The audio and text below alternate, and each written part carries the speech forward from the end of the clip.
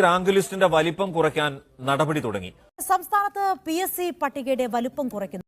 PSC rank പട്ടിക തയ്യാറാക്കുന്ന രീതി മാറ്റുമെന്ന് മുഖ്യമന്ത്രി പിണറായി വിജയൻ നിയമസഭയെ അറിയിച്ചു. മെയിൻ സപ്ലിമെന്ററി ലിസ്റ്റിൽ ഉൾപ്പെടുത്തുന്ന ഉദ്യോഗാർത്ഥികളുടെ എണ്ണം കുറയ്ക്കും. റാങ്ക് ലിസ്റ്റിൽ അഞ്ച് ഇരട്ടിയിലധികം പേരെ ഉൾപ്പെടുത്തുന്നത് ഒഴിവാക്കും. യുടെ പട്ടികയുടെ എണ്ണം, പട്ടികയിൽ ഉൾപ്പെടുന്ന ആൾക്കാരുടെ എണ്ണം ഇങ്ങനെ 3-5 ഇരട്ടി ഇനി മുതൽ ഉണ്ടാവില്ല.